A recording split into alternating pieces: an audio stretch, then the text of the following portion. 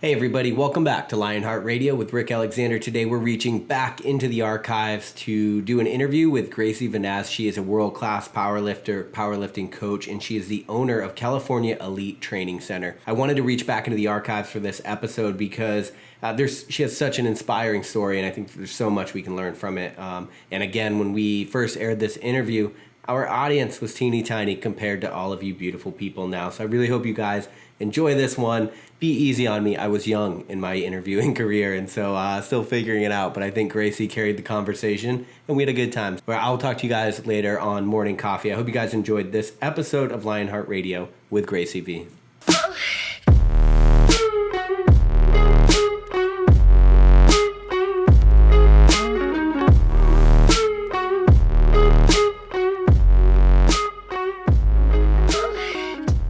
You have an eclectic background, I would say. So I was looking into what kind of we were going to do this show about, and I know that you have a very varied past. You come from like a pretty different background than most people. Yeah. So you can kind of have a cool story there. You've had world-class coaches. I know you've been coached by AJ Roberts. Is that true? Yep. Okay. And then now you are definitely considered a world-class coach yourself. I think that's something really cool that people that are coming to California Elite Training Center, I guess they can kind of like, well, what do you have? You have CrossFit and you have powerlifting? That's right, yeah. Okay. So people that are coming here, they can kind of cash in on that huge background that you have. So your fitness journey started out in 2009? Yeah, 2009. That's Okay. whenever I first joined a Curves. With Curves? Yeah. Yeah. That's where it all started. What the hell is Curves? I mean, I know I've seen it, but like, what do people do? It's like a Weight Watchers kind of thing. Okay. Like, it's like a circuit where I think there's like 12 stations, and then there's like 30 seconds like in between. You're on each station for 30 seconds, and you do the circuit twice. And they're all like resistance machines. Like you can't choose your weight or anything. Yep. So you just like go at your own pace. And it's mostly women, is it? It's only women. Yeah. Oh, okay. Yeah, it's only women. So what Usually drove- like really older women. I was definitely like the youngest person there. And I just was too intimidated to go to a gym, and I didn't know where to start. So Is that what kind of got you to Curves in the first place? Yeah. Is the intimidation factor? yeah, I didn't know where to start. So I just knew that like I had a couple aunts who did Curves on and off throughout the years. So I knew that it existed and that it was women only. So I did that. It's interesting that you say that intimidation was one of the factors, because at California Elite Training Center you have so many great athletes that come through, but you do have a lot of beginners here as well. Yeah, we do. We have a huge group of beginner powerlifters, and most of our CrossFitters are all beginners. But 3 nights a week I've got 2 powerlifting coaches in here, and they work with all the beginners. So Oh, okay. yeah, Very it can cool. be a pretty intimidating place to walk into at first. But Yeah, for sure. One session in, like, yeah. Especially if you're not That's all in the powerlifting world already, just because it tends to be like an intense. Yeah. You have to like perform in such a short amount of time on the platform that you have to like. Yeah. It feels like you have to go from 0 to 100 just to perform, right? Yeah. All right, I have ADD, so I'm gonna jump all over the place. No but problem. If you go back to the beginning, before Curves, I've seen a couple bios with you where you talk a little bit about like drug addiction and that kind of a thing, which is interesting. I think it's really cool that you're open about that, because I'm sure there's a lot of people that will like hear your journey and then be, inspired to hopefully take steps in your direction. Do you want to talk about that a little bit? Yeah, sure. What do you want to know? Well, where did it begin? Were you, I think I saw something about kind of bouncing around from different homes. Yeah. And that kind of thing. So it started like really young. Like I grew up in a really small town. There wasn't much to do except for, getting into trouble. Like really small town, like 100 kids or less in my entire high school. Oh, where at? Low Quebec in Western Quebec, Canada. Oh, okay. Yeah, it's about like an hour from Ottawa. You're the 3rd Canadian we've had on in a week. Oh, really? Yeah, it's interesting. Yeah. Okay. So yeah, it just started from like a really early age, just like trying to get attention and just to fit in somewhere. I'm an identical triplet, so my whole life it was always like the triplets this, the triplets that, and I always wanted to like have like just to be myself and to like be noticed for me, and like the only way I knew to get noticed was like by hanging out with like older boys and using my body and getting high, and it's pretty sad. It's pretty sad. Anyways, that's my story. And so yeah, it started whenever I was about like 12 years old. I think I got high for the first time when I was 12. Okay. And yeah, that's where it started. Okay. And then so And then I quickly, I got put into like group homes and lockdown facilities, and then I started bouncing around a lot. So I didn't live with my parents since I was 12 years old. Okay, so that's when you kind of left out. And then at 15, I was like in my own place, working full time, paying rent. So, and that's interesting because, when did you come down to the States, or when did you first start? When I was in 2010. Yeah, I was already clean for a couple of years. Okay. Yeah. What kind of inspired you to kind of shed that old life, or like get clean in the first place? Well, I had a pretty traumatic event happen to me, and one of my boyfriends was killed, and I was living with this guy for a year. He was a lot older than me, and I was using really heavily, like binging on coke. I would, go like a week, and then I'd get clean for a little bit, and then I would just use steady for 3-4 days, not eat or sleep. And this was like my last year of high school. It was really bad. And yeah, he died. I had another boyfriend die, and I broke my back. I almost died. Yeah. I should, be crippled or dead. Yeah. And so that's what got me clean. Yeah. That was that like kind of rock bottom experience. Yeah, Just that like, was no my more. rock bottom. Yeah. Yeah, it happened January 18th, 2006. And I got clean October 4th, 2006. So it took me a while Yeah. to, To like, yeah. to really be done with it. But that was my rock bottom whenever I broke my back. Yeah. How did you break your back? We jumped off the roof of our 2-story home. We were living in a beach house, and the river was frozen. It was in January. Yeah, we thought that we were like hallucinating. We thought there was like cops everywhere in our house, and we had like a cocaine psychosis where like you don't eat or sleep for so long, you just start seeing shit and hearing shit, and it's like really real. Yeah. At the time, Yeah. like I thought it was really real. All those people that I saw, like I could still describe them to you now. Like that's how real it was at the time for me. And we jumped off I was pulled out onto the roof like through a window, and they're like, this is like the only way out. We thought there was like people in our house with guns. Yeah, and we all jumped off the roof, and I landed on my feet, and I broke my back, and he landed on his feet. His spine snapped in half, and a rib went through his heart. He died in front of me there. And so that was my rock bottom. Yeah, I was 17 years old. And so then how did you go about, like, what did you have to find another outlet to start? I joined NA. That was Right. what got me clean. And I mean, there's it's a pretty in-depth program where it's not like you're just putting the dope down. Like you get a really good support system and a lot of good tools to really work through the shit that got you there in the first place. So that was a good outlet for me at the time. I was just going to meetings and listening to people share their experience, strength, and hope, and that's how I did it. But then eventually, like, there was this like void inside of myself that I only knew how to fill it like by getting high. And that's whenever like I found powerlifting, and I found that I could fill it, with powerlifting. Because for a long time after I got clean, like I still like stayed clean and lived dirty, if you will. Like I was hanging around with like Hells Angels bikers, and, I wasn't getting high, and I had a clean date. It was like an honest clean date, but I was still like doing some shady fucking shit. Was it hard to be around that though, and not? Well, yeah, like I wouldn't be around people using in front of me.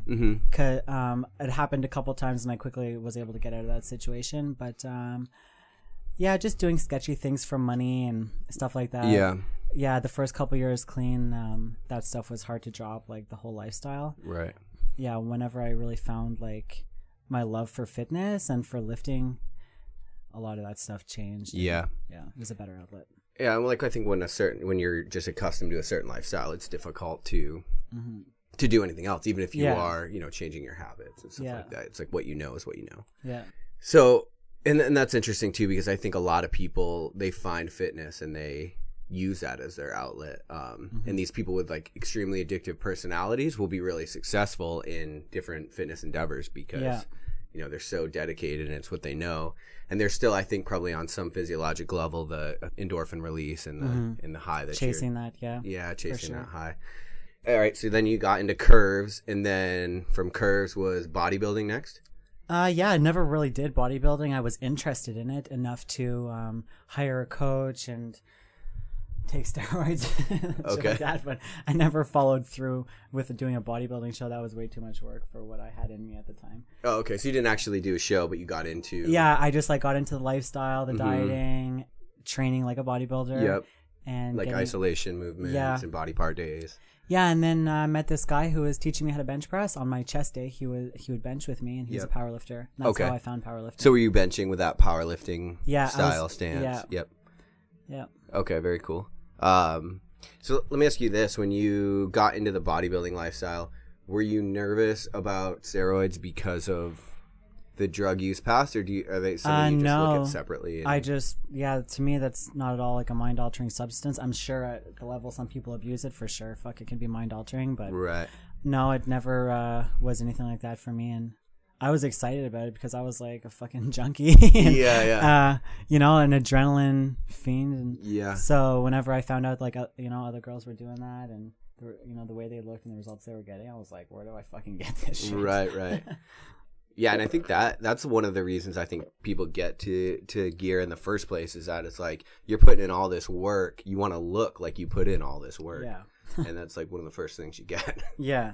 And so that's interesting too for women. I know you've talked about this with Meg Squats. I saw in her video and stuff. You guys did talk a little bit about steroid use for women specifically. But is there anything, I guess, blanket advice that you could give, or would you tell women to stay away completely? Like, now that you've kind of been through the different cycles of it, for sure, I would tell women to stay away completely. And if they're like banging down my door and they absolutely have to, they're going to anyways, and it's like, okay, then take 10 milligrams of Anavar a day. Yeah, and don't ever do anything else. Okay, that would be my advice for women. Yeah, okay. So bodybuilding, and then how long did you kind of go down that road? Not very long. I don't know, maybe 6 months or so. I was training like that, and then I found powerlifting. And a couple weeks after I found powerlifting, I still had like thousands of dollars invested in a personal trainer, where like I had to buy such a big package, and I still had like so many. I had just upped my package. I still had so many training sessions left,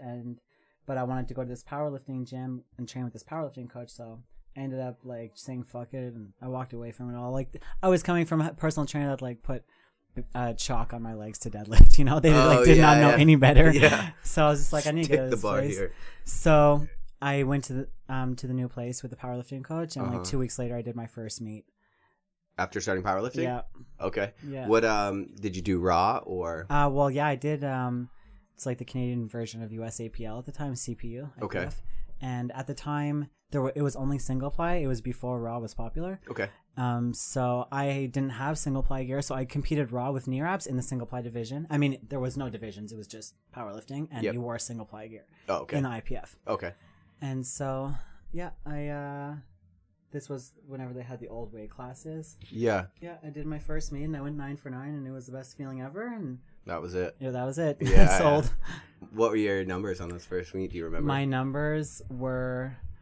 Of course I remember. 198 squat, 148 bench, and 258 deadlift. My total was 604 at 148.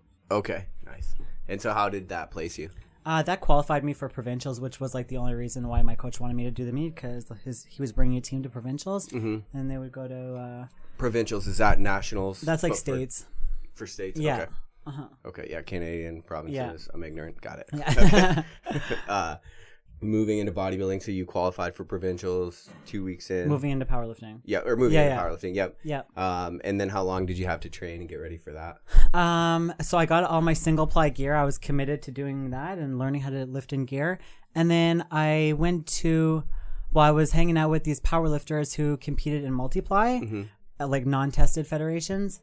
And and it was just way more fucking cool there. They were playing loud music at the meets. And, I didn't have to bench with my heels on the ground. I could bench on my toes, and there was just all these better rules, and it was way more intriguing to me. Yeah. And so I quickly switched over to multiply. So I never even did another meet with that coach. I started getting coached from the guys at Westside, and and I did a multiply meet. Going into that meet, were they tested or not tested? Into my first meet? Yeah. My first meet was tested, yes. So I had been off for a while at that point, and my coach was like, whatever. And I think the way they test people is like a verbal questionnaire. Oh. And he's like, if you get pulled aside, just tell them the truth and tell them, like, I used to do shit and I don't anymore and whatever. I had gone off during that time. Okay. But now I think that's super fucking wrong to do. And I would never let anybody that I coach, like, go compete in a tested federation after they've ever taken gear. Right. Yeah. I didn't know any better. And so if you're a woman listening to this and you're like interested in getting into powerlifting, is there a federation? Is there a class? Like, what would you kind of recommend for them? Yeah, that just to go on the USPA website, because they have meets in every area, in every state pretty much. Is that the biggest federation? Yeah. USPA? Okay. Yeah. So USPA.net, and just look at the meet calendar, and then there should be like the meet directors. Maybe just call the meet directors and be like, hey, I'm interested in getting into powerlifting, and Okay. you're the the chairperson for my area or whatever. Like, do you know some other women I could call, or that you could hook me up with, or what are some gyms in the area? But that would be a good place to start. Okay. The Raw, or do you think they should compete? Oh yeah, I mean everything else is dead now. There's only Raw. Oh really? Yeah. Interesting. Okay. There's a little bit of it that goes on the West Coast, but it's pretty much a joke. They don't Okay. do anything to proper standards, and all the records are pretty much bullshit, and nobody respects it anymore. So yeah, it's all Raw now. Yeah, so that's kind of like part of the problem, and me from an outsider looking in is I've done a little bit of strongman, CrossFit, and that kind of thing. Mm-hmm. But when I look at powerlifting, some of the complaints I hear is that different federations are not standardized. Yeah. And so you'll get a world record, and it's like, how do we know that Mm-hmm. the world record compares to what this record is? Yeah, and there's and that's never gonna happen because there's so many federations. So that's why everybody's just kind of been moving over to like the USPA pretty much, because it's just And you see that like standardizing things as we like definitely go forward for powerlifting. like all the big meets now, the ones that matter, the ones that anybody cares about, the ones that are giving money. Actually, USPA doesn't really give money except for our meets. Yeah. But there are still some meets that give money, like for Multiply on the East Coast.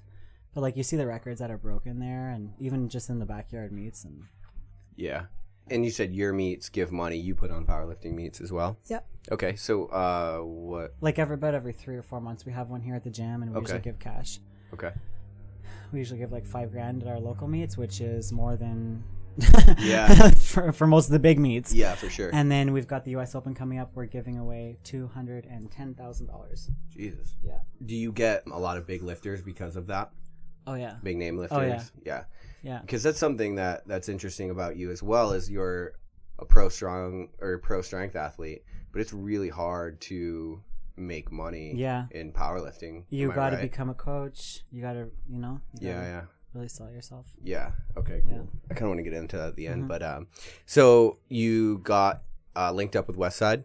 Yep. Okay, I wasn't linked up with Westside. I was my ex-fiance is AJ Roberts. So I was never even welcome to train at Westside until like I got really strong.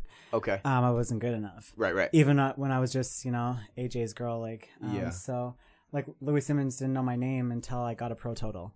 Pretty much. Right. Yeah. Even though I was like engaged to his strongest lifter at the time. Yeah. So, and so at the time, that's when AJ was at the top. Yeah. Okay. So, but we weren't in Ohio for very long. We moved out here, and AJ retired from powerlifting and coached me. Mm-hmm. And then after I got better, then I started traveling back and going to lift at Westside. Okay. With Louis. What is Westside what you do now? Actually, I don't even powerlift right now, but I've also like taken stints of like doing more like combat style training and more muscle endurance work, and I've gone back to powerlifting, so I'm sure I will. Yeah. But that's how I coach all my lifters, using the conjugate method. Okay, yeah. I do like my own like little spin on some of the things, like, Yep. but for the most part, yeah. So what is conjugate? Because I see CrossFitters using conjugate. I think Sam Briggs made that kind of big at the beginning of her career. When CrossFitters do conjugate, what is that? So it's dynamic effort and maximum effort. Okay. Yeah. Meaning what? Meaning, you're maxing out your central nervous system once a week for upper and for lower body. And that's like finding a 1 rep max. Yeah. Okay.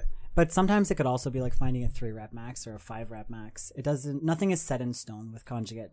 Mm-hmm. All the special exercises, they're tailored for the athlete's weaknesses. Okay. And that's the nice thing about it, is that it doesn't have to be anything. It can be whatever you need it to be. Okay.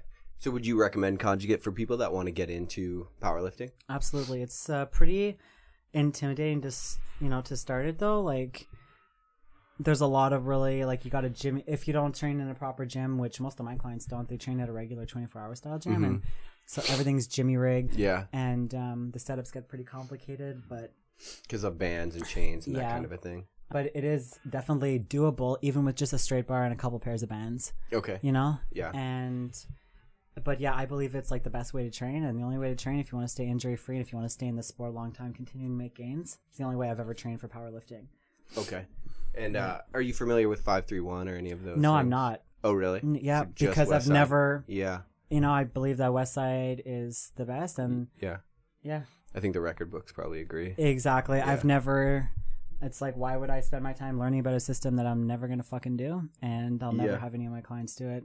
Mm. I mean, if it was the best way to train, the best lifters in the world would be using that system. For sure. How can people get involved in following Westside?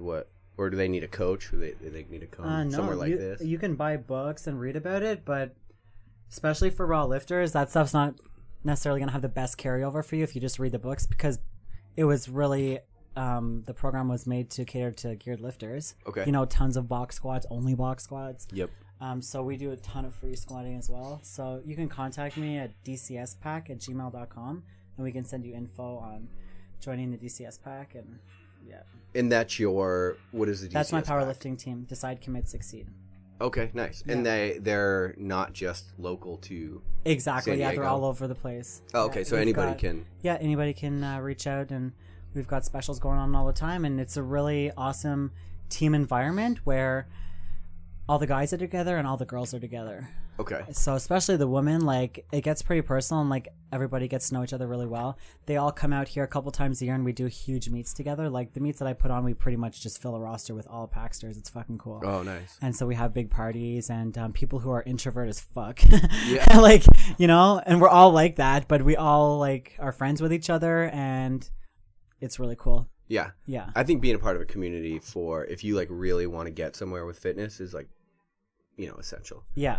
Just to push Yeah. yourself and be around Yeah. like-minded people that push themselves. They're all held super accountable. They all have to post one video a week of all their training, and it works really good. Yeah. I've been doing this for a long time now. Yeah. Nice. So people that are part of the DCS pack, what do they get, and do they pay a monthly fee? Yeah, they pay a monthly fee. Mm-hmm. It's usually around $150 a month, but we like have specials a lot. We'll do like 3 months for $300 or $100 a month, stuff like that. Yep. But yeah, usually it's $150 a month, and they get programming Mm-hmm. once a week, Okay. and then they upload their videos once a week in the group. I watch the videos, and everybody else watches the videos too, and everybody will give their feedback. Yep. Because I don't always catch everything. Yep. And then yeah, that's how it works. Where did so you got involved with Westside, and then you were engaged to AJ, and he was coaching. Mm-hmm. Where did I wasn't really involved with Westside. training. Well, training Westside Yeah. method. Sorry, yeah. And I know that's actually a distinction because it's people that just follow Westside and people that go to Westside. Yeah. So that's a big difference. Well, not many people go to Westside. It's like 10 people. Right. And if you're lucky enough to get coached under Louis, Yeah. Where did your powerlifting career go from there? From there, Mm-hmm. well, I just continued getting better and better and better. And every meet I did, I beat my numbers from the last meet. Yep. Yeah, that's Yep. pretty And then simple. what was like the biggest meet that you did? Well, in 2006, I had 2 meets where I went 9 for 9. Mm-hmm. And yeah, last year was my best year for powerlifting. That's when I was like, okay, I've hit all the numbers I wanted to hit. I'm going to take a little break now. Okay. Yeah, I did a raw meet. Mm-hmm. I squatted 400 raw, bench 225, and deadlifted 440. And then I Jesus. did, a couple months later, I did a geared meet. Okay. And I squatted 512, bench 297, and pulled 490. What was the 1300, body weight? 148. 148. For both, yeah. Okay. Very cool. Yeah, so yeah, those were my best meets. I mean, I've competed on bigger stages. I've competed at the York Barbell Weightlifting Hall of Fame Uh-huh. a couple times. And then my raw meet was at the LA Fit Expo. Okay. I've competed in some really big meets, but those were my best numbers. Nice. Yeah. And so after that, you kind of hit a point where you were ready to transition into more coaching, or? Yeah, I really just wanted to focus on growing the gym. Like we've had the gym now, Russell and I, for like 2 years, but I was like running the pack, coaching like almost 100 lifters, doing my own programming, Yeah. competing myself, and it was just like time to put the gym first for a little bit and grow this, and especially focus on the US Open this year. That's been my biggest focus. The U.S. Open is Yeah. the meet that you're putting on in Del Mar. Yeah, Okay. When is that? April 15th and 16th. It's Easter weekend. Okay, cool. 3 weeks out. Yeah. Nice. Where do people go to register for that? Well, it's invite only, so you can't just register for it. Oh, okay. But they can buy tickets for a live stream or to come in person at cetcusopen.com. That's cetcusopen.com. You're gonna have some big lifters at that one because We're gonna have the best lifters from Russia, Ukraine, all like the best lifters from the USA. Andrei Milanichev will be there. Zahir, just Larry Wheels, all the best lifters. Yeah. You can think of. They'll all be lifting in this meet. Nice. Yeah. What does your training look like now? Right now, I am doing like a lot more cardio and combat style, like muscle endurance training. This morning, I did a Bulgarian bag workout with some rope climbs. Yep. And yeah, that's what my training is looking like now. Just getting shredded for the summer. Yeah. Why are you like adding cardio? And so like powerlifters notoriously hate cardio. Yeah, no, it's Nice. been super fun. Really a lot more rewarding than powerlifting has been. Really? Yeah. Why is that? Because like after all the years of like training to be strong, like, okay, I'm strong. Yep. And Right. it's like either I'm strong enough to hit the numbers or I'm not. Like I know what I'm capable of. Mm-hmm. But this stuff, like, your mind can hold you back a lot, and your mind, like, you can really use your mind to push your body, and it's really cool, like tapping into that and really pushing yourself farther than you ever thought possible. I had a coach behind you there, Stephen Nave, the one standing up. He was a career SEAL and then taught at Buds. Okay. And he died last year. And last time I did like a little combat training stint, he was coaching me, and it's like some of the hardest training I've ever done in my life, and really taught me a lot about mental toughness, which has helped me this time around doing it. And it's been really fun, and I'm just really enjoying it right now. Yeah, for sure. Yeah. That's cool. I taught at Buds for like 3 years. Oh, wow. And we've done a few different podcasts on like mental toughness and that kind of a thing. What's your background? Military. Yeah. Yep. And now I'm transitioning out and doing this Cool. shit full time. Nice. Are there ways that, or working with your old coach, are there ways that you would program mental toughness into your workouts? Does that make sense?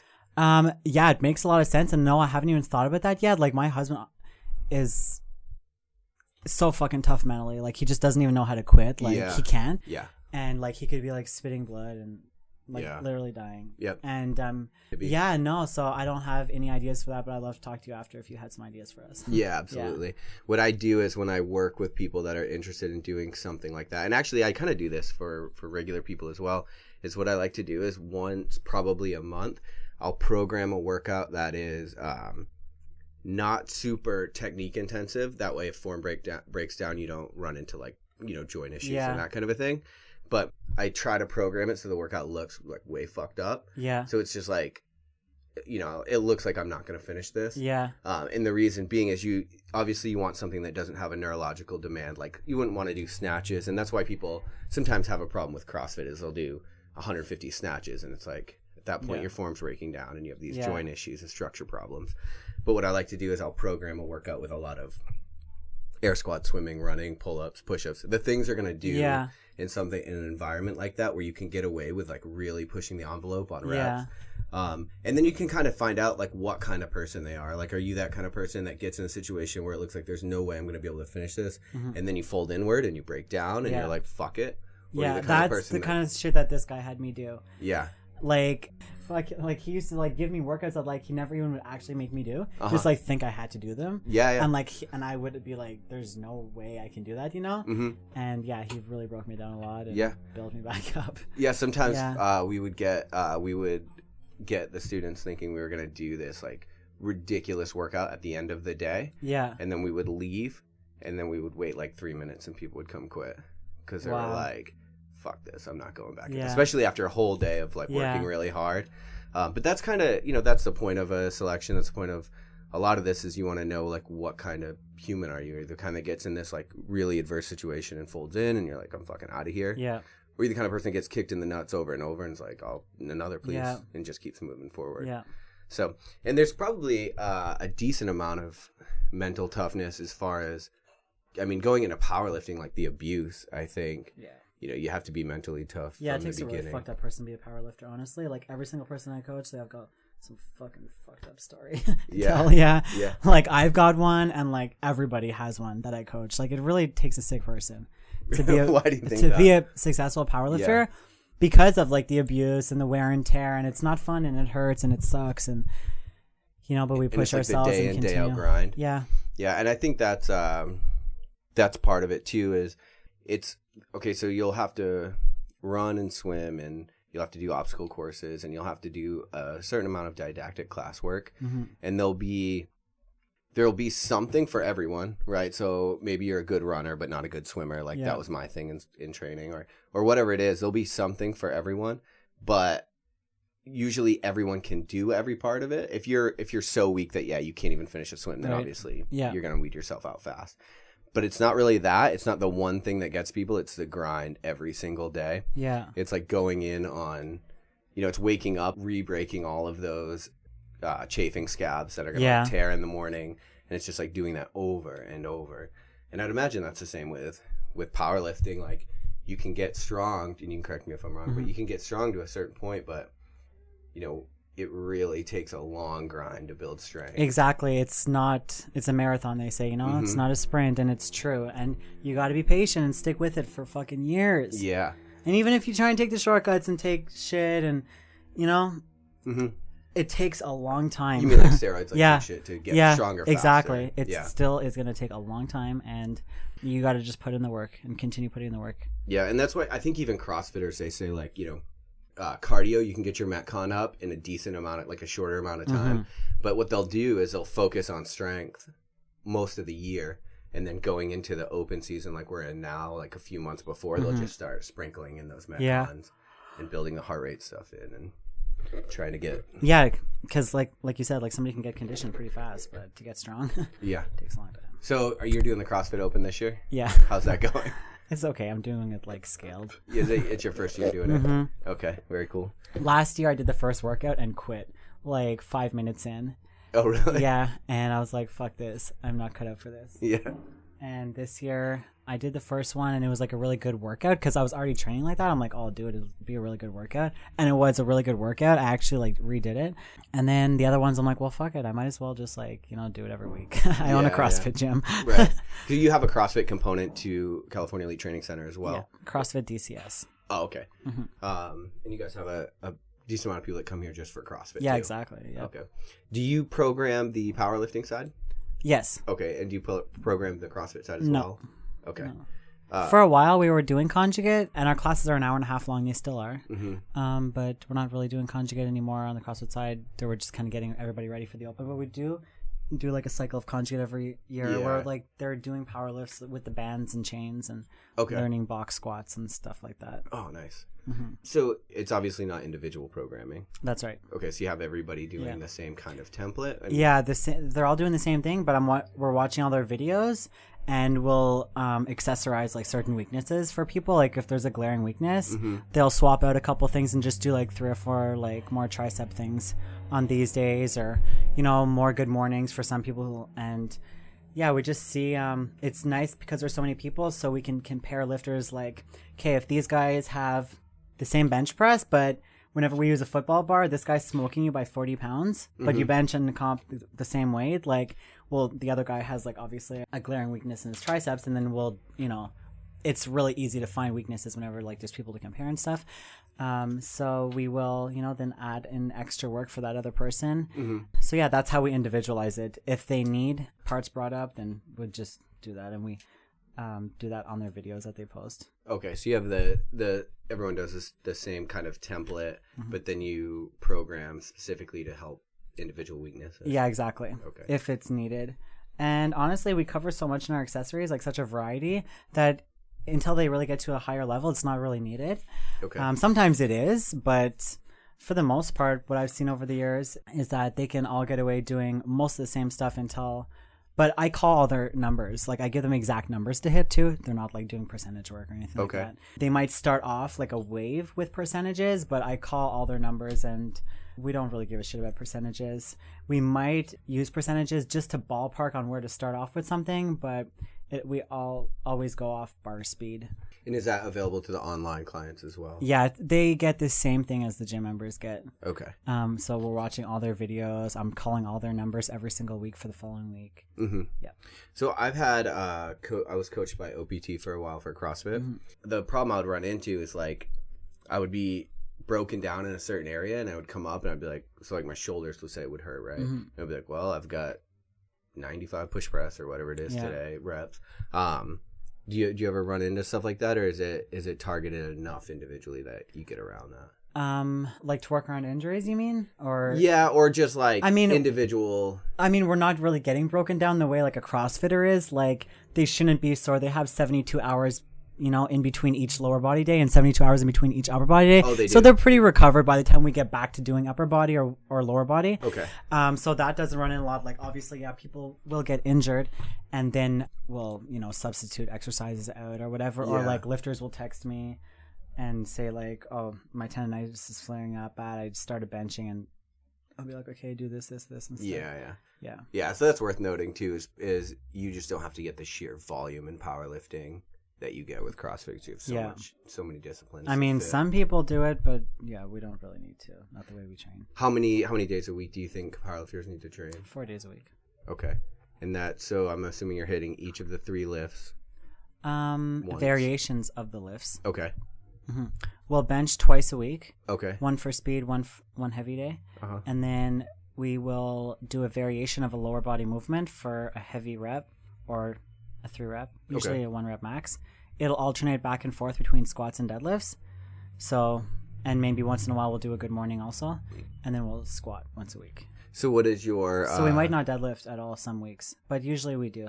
What's your reason for hitting bench twice? Because it's the only upper body movement, like in competition. Like we have 2 for lower body, but for upper body we only have 1, and we have that dynamic day and the max effort day. So we don't have to alternate through, like we don't compete in the overhead press, let's say. So we don't have to like rotate that into the max effort because we only compete with bench press for upper body. So we just focus on that. Upper body day. And so because you find that like working on your deadlift also helps bring up your squat and that kind of a thing, or do you disagree with that? Yeah, of course. Everything is going to complement each other. Mm-hmm. But I mean, we don't deadlift to work on our squat. We do accessories to build our erectors and our hamstrings, our glutes to work on our squat. Right. Yeah. Yeah, I'm just interested in some of the intricacies because there's like, I think there's certain lifters that have done or coaches have done a really good job of setting them. And I saw that setting themselves above, and I saw that I think you were I saw you post something about being like one of the only women nominated for Coach of the Year. What was that through? Yeah, that was Powerlifting Watch. It's like the only powerlifting website, really. It's like a news site for powerlifting. Oh, okay. Yeah. How can people go vote for you for that? They can just go to powerliftingwatch.com. I think it's still running. Yeah. Oh, nice. Yeah. Yeah. So some of these intricacies I'm curious about, just because I'm wondering like what is it that separates people? Why should they come pay for? Yeah, I mean, DCS pack versus the proof is in the pudding. Like there's nothing like what we have. Like there's nothing out there like what we have. Like within the pack, like the camaraderie and like the Facebook groups we have and how things work, and there's nothing like that. Yeah. I don't know of any other powerlifting team like that where they have like reunions a couple times a year. Yeah. You have people come in from all over. Oh yeah. Like really? we just had a meet in February. We had 40 packsters do it. And people flew in from all over the fucking place. Yeah. One girl loved it so much she just moved here. Now she's working for me. Really? Yeah. Damn, that's cool. Yeah, we got girls came in from Texas, Kansas, Northern California, all over the place. And starting out, what I did to set myself apart, I would go to all the handle my lifters at all the meets. Mm-hmm. And I would like group up the ones that would be like in the surrounding states. Like within a driving distance, they would all do the same meets, so that because it's expensive to fly and go handle your lifters at meets for an online coach. But that's, you want to make an experience for them, and that's the experience I made for them. Okay, that's what they're gonna remember. Yeah, for sure. And that's how they're gonna get that pack atmosphere. Yeah, that's awesome. Yeah. So you have made a living doing what you love. It's safe to say, right? Yeah, absolutely, a good living. Yeah. For somebody that, and we could maybe talk powerlifting, but I think there's a lot of CrossFitters out there. There's people that ride dirt bikes. Like there's people that are just into stuff, and they're trying to figure out like how they can make a living. And what's really cool about what you've done is powerlifting isn't something that people make a living at very often. Yeah. Right. So like, as far as like, I don't know, people looking to make a living out of what their love is, is there any advice that you have for them, or like, how have you done it? I mean, you have to offer some kind of an experience that other people aren't offering, because nowadays, like when I first started online coaching, like it wasn't like what it is now. Right. Instagram, maybe I had a couple hundred followers on Instagram. Like, Instagram wasn't super big or anything like that. So you just have to really build an experience that is unmatched, that people won't find somewhere else, you know? Mm-hmm. You got to be willing to do stuff that other coaches aren't willing to do. And yeah, I think it's really all about the experience. That's what people are going to remember. That's what people pay for. It's how you make people feel, like doing the sport that they love. Like, Mm-hmm. so that's how, because with competition now, like online and social media, it's really hard to do this. And yeah, I mean, it's crowded. it's like, good fucking luck. That's the advice I have for them. Really, you know, it's really crowded. It's, you know, it's really hard. But also, you can really use like all those tools to promote yourself. And yeah, you just have to make a plan and stick to it. You got to make a plan of action, like for everything in life. Like you can get through fucking anything. You can come out on top of anything if you really have a good plan of action. You know. Get help making it. You know, everybody knows really smart people, you know, and just make a plan of action and stick to it. And that would be my advice. I mean, every Instagram model now has a templated program you can go on and buy. And I think it's showing because there's so goddamn many of those now.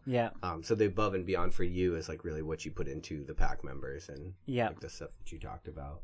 When it comes to taking action and making a plan, what is your kind of process there? Do you like actually write shit down or like? I usually like have meetings. Like I have like a full staff. You know, I've got a full-time assistant, a coach that runs the gym, my business partner, who's a super fucking intelligent man, business-wise. You know.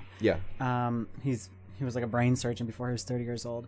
Some really smart people in my corner that have helped me. Like, so yeah, I just sit down with these people and we just make a plan. Like, we write shit down and we figure out, okay, what are the steps and who's going to do what? Are we going to delegate stuff out? And what do we got to do to get there? What about at the very beginning, though, when you were trying to, you know, make a name for yourself as a coach and that kind of thing? You just got to pick up one client at a time. And that's how it works, and get testimonials. Yeah. And that was kind of your process. Yeah. And I know, I mean, AJ he's a business guru too, right? Yeah, exactly. He was the one that pushed me, you know, to do this. Yeah. And yeah, it's really hard, like making that first step and like putting yourself out there, like asking people for money. Like it was a huge thing for me. And what do you mean, like investments or? No, like, you know, saying this is what I'm offering, this program, like this is what it costs. Anybody want to pay me for it? Like, right. You know, making that like first actually post. Taking money from people. Yeah, like, because I was helping people for free forever. Before I started charging. But as soon as you get your first client, that really helps a lot with the confidence. And then once you get your second client, then it's like, okay, this is what I do now. Yeah, that's worth noting too, is if you want to make a living doing something that you love, you're going to have to be entrepreneurial in that. And one of the big things, at least I've found in my own like entrepreneurial journey, is like your relationship with money and like actually taking money from people. Like, I'm that kind of person that's like, I would rather pay the tab 10 times out of 10. Yeah, me too. Shut the fuck up and like. I don't even want it to be a thing. I'll just pay for it. That's, yeah. See, and you have to figure out a way to break that paradigm. Yeah, and like we didn't have a lot of money growing up, you know. We're like family of 6, and like my parents worked hard and stuff, so like we never like could afford like really nice things, and if we wanted like nice clothes, we had to go out and get a job and get it for ourselves. So I've always had this like weird like relationship with money where it's like I feel like there's not going to be enough or something, you know? So I really want to fucking hustle and like save, just put it all away and like sit on it. Yeah, and it's nice to not have money worries today because I've worked so hard. Right. Like, I just bought a Lexus a couple weeks ago. Saw that. And that's awesome. Fuck, life is good. I don't have to worry about that shit anymore. Yeah, and I think it's the same thing like with people that have a business idea. You can tell at first they're like, oh, I don't want to tell people my idea. And you just realize like how ridiculous that is because it doesn't matter at all. Like, it's ideas are, you know, everyone's got a fucking good idea. And it's like, can you execute on that idea or not? So yeah, just kind of coming up with that, or like figuring out a way to foster that abundance mentality with money, with your ideas. Like, to grow as a person, you have to figure out a way to tap into that. Exactly. Yeah. And I do believe like a lot in like the power of like positive thinking. And I think that mental attitude has a huge part in it, you know, the kind of person you hang out, the kind of people you hang out with, and the attitude that you have. If you're always saying fuck this and fuck that and looking for the bad and everything and gossiping a lot, you know, it's really going to weigh you down a lot and keep you wherever you're at for a long time. Yeah, you'll find. I mean, you get what you're looking for, right? And it's like what you expect, even like the world just has Yeah. a really good way of giving you exactly what you deserve. Yeah. And if you have that like shitty attitude about things, Yeah. like you are, I don't know. I think it's you like, really get stuck. you do. Yeah. You get stuck. And if you are, and people that don't know what they want to do, and people that are looking to create more for themselves or figure out what it is they're into, a lot of times the thing that you need to do is actually just move forward, just through exploration of like exploring different things you're into and being open to different experiences. You know, you'll figure out more of what you like, what you're good at, and then you kind of double down on those efforts. And it seems like that's a lot of what you've done, is you've just like, you know, by the time once you got clean, it was like, all right, wanted to get into fitness, so you just went and started exploring. Yeah. And then that opened up the bodybuilding door. Yeah, And then that's just like the kind of person I am. Like, once I have, like, I don't just get interested in stuff, you know? I have to, like, jump all in with 2 feet. Uh-huh.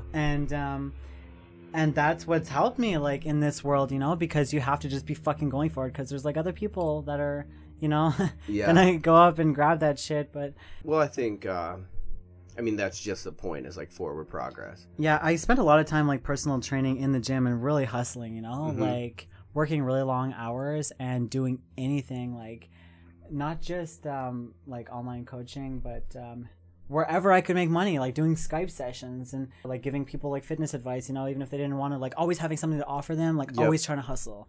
And try to make money, like, any way I could. And then, like, I finally got to a place where I was like, okay, I didn't have to, like, be in the gym coach, like, whenever I got this gym, whenever we opened up California Elite, like, I didn't have to be training people anymore, you know? But for, like, a long time, like, the hustle was real. It still is. Like, I'm just hustling on different things now, you know? Yeah.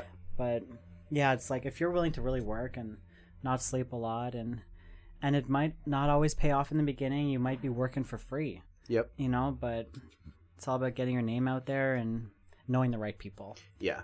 Definitely about knowing the right people. I mean, your network and your net worth are very related. So if you're listening to this, and it's easy to get into the mentality of like, okay, so people probably follow you on Facebook or Instagram, and they're like, well, yeah, of course, Gracie V has a successful, you know, coaching program. She has 1,000, you know, whatever followers. Like, she has 1 million followers. Of course they're going to, but they don't understand all of the Skype sessions that you had to do and all of the free training. I actually had all those. I had almost 100 people in my pack, which is about what I have now. It pretty much like stays like around there. Yep. Before I ever even had like 10,000 followers on Instagram, like, you know, Right. does help like get my name out there Of and course. stuff, but it's really about word of mouth and what you're offering the clients that you have. And who are they going to tell about you? Yeah. And there's years of bringing value where that payoff isn't there. And you just keep doing it because you need to, and, you know, eventually kind of get to where you're at, hopefully. You know. Cool. So the final question is the Lionheart kicker. We try to give this on every episode. If you could give advice and every single person in the world was guaranteed to hear that advice, they probably won't all follow it, but you could give it, what would that advice be? I would just say, like what I said earlier about making a plan of action. I truly believe that anybody can change their life around if they have a plan of action and actually fucking stick to it. Yeah, just make a plan. Whenever you get fucked over, or, you know, whenever you want shit to change, you need to make a plan of action and stick to it. And that's really my advice. Like, that has been my advice for training, life, like everything. Like, that's really got me out of a lot of really tough situations in my life where I thought there was no way out of. Yeah. And it was actually one of my sponsors in NA. I was going through a really shitty time. That's like Narcotics Anonymous. Yeah. Yep. And my sponsor was like, okay, that's fine. Everything's going to be okay. We're just going to make a plan of action. And she was like so collected about it, so calm. I was like, okay. And then ever since then, that's, And then that's why I named my pack DCS, Decide, Commit, Succeed. And that, like, just really commit to your plan, you know? Yeah. I think that's badass. That's been a theme from getting clean all the way to, you know, this highly successful. Yeah, it was another sponsor in Narcotics Anonymous, my first sponsor, Don, who told me Decide, Commit, Succeed, and I just stuck. I wrote it on my fridge, and now it's the name of one of my gyms and my team. Yeah. Hell yeah. Awesome. Well, how can people follow along? Well, first, do you have anything coming up that you want people to know about? We talked about the Open. Yeah, we talked about the US Open. Mm-hmm. Just check that out on Instagram, on the website. It's CETC US Open on Instagram, and same as the website. You guys, if you guys are in San Diego, you definitely want to buy tickets now online because there is a limit to the venue and it will sell out. So tickets won't be available online after it's sold out or in person. And that's in Del Mar. Yeah. Yep. At the racetrack. And so that's April 15th, 16th this year. And then we've got the DCS Pack Open May 6th. A couple weeks after that, that's going to be here at California Elite Training Center. So if you're new to powerlifting, you want to come check that out, come check it out. Nice. And how can people, I know we talked about people, they can join the DCS Pack. Mm-hmm. How can people follow along with you and support what you're doing? Yeah, they can follow me on Instagram at Gracie V.